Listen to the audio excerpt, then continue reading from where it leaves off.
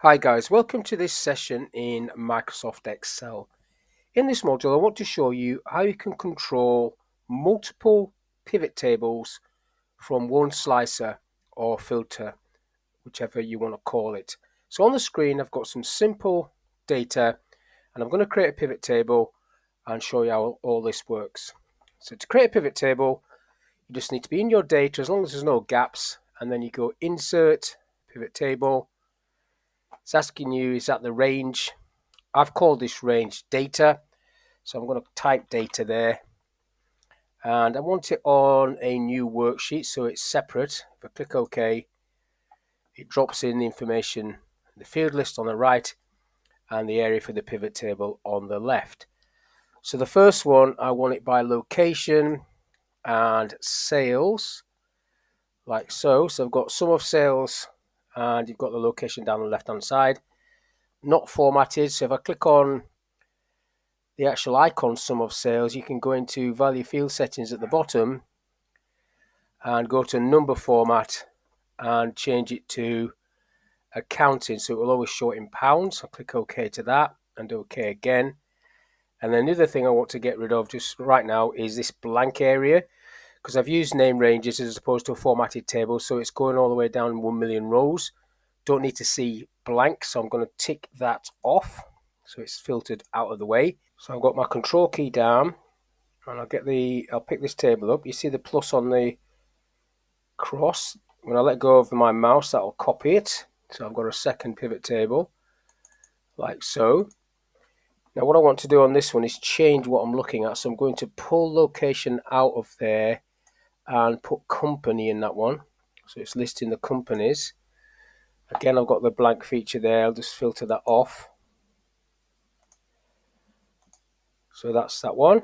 Then I'll copy this one again and I'll go for salesperson. Just drag that across, hold my control key down, wait for the little plus to come up, open that one. So on this one I want to change it again, so I'm taking out company and I'm going to put in salesperson, like that.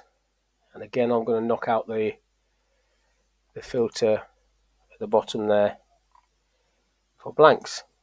So there's three separate pivot tables, all looking at the same raw data.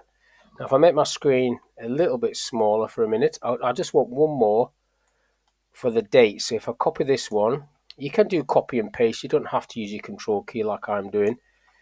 I want to pull out the sales person and put in dates. Now I've already formatted the date, so it's going to be grouped. So what I want to do is, I don't want it like this because it's already been remembering it from before. So if I pull all these out of here, except for date, that's where it would normally come in like. And then what you do, you right click on it and you go to group and you select what you want. So I want, in this case, I'll just want years and months. That'll do. I'll click OK to that and then it collapses it out of the way. And again, you can hide the first date and the last date that's in this list, so you don't need to see those two, but sometimes you have to come in and edit that so they are actually there. So now I've got four pivot tables all looking at the same data set, raw data, this. What I want to do is add one slicer that will control all four. If I just collapse these down for a second so we can just see the actual annual totals. Could have probably just done it by annual totals, like so, like that. So if I go and do it on this one first, if I go pivot table analyze, insert slicer, and I want it for salesperson, click OK.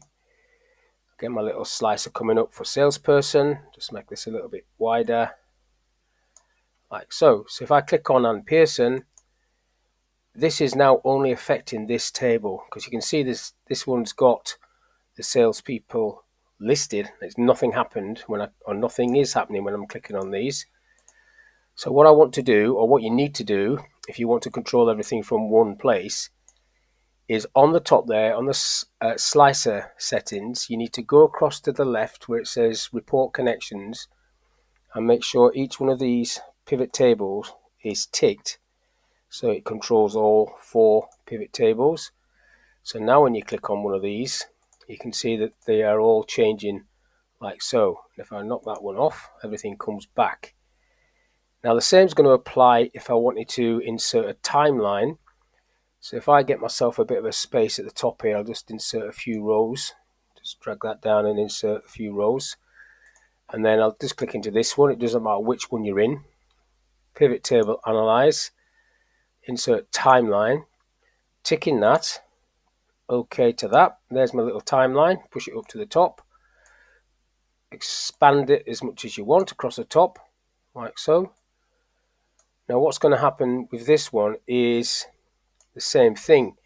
If I click on a date or a month, it's only this table that is reacting to it. If I do a date range, nothing else is happening. So the same thing happens. You click on it.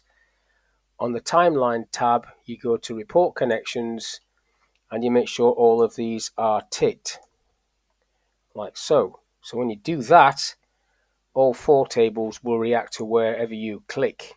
If you're clicking on one date or a set of dates, they're all reacting. But always remember, when you're working with filters, take the filter off when you have completed what you want to look at.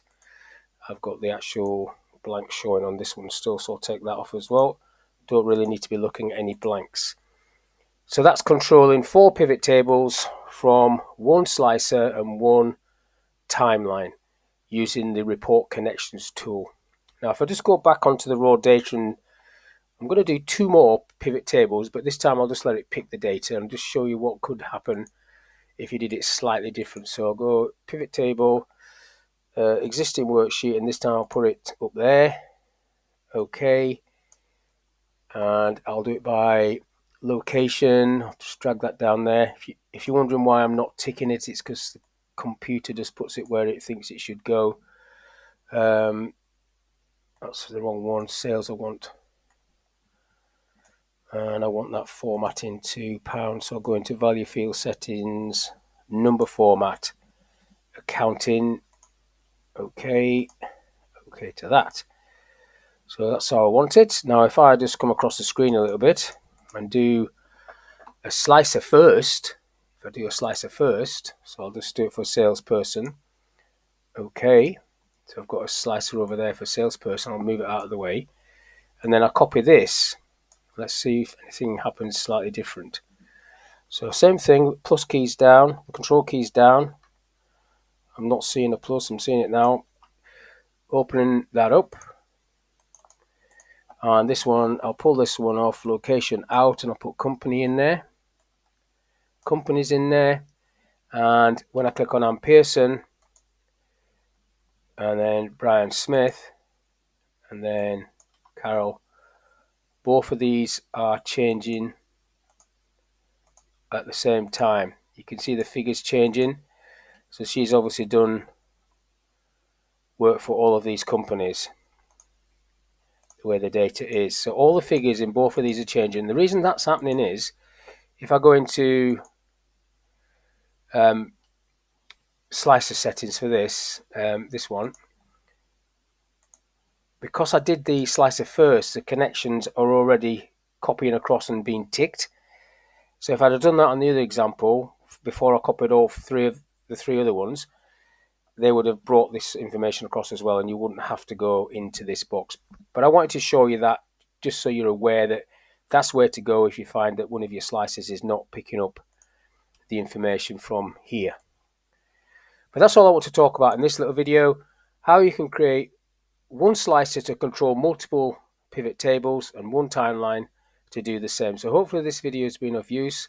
Thank you for your time, and I'll catch you on the next one.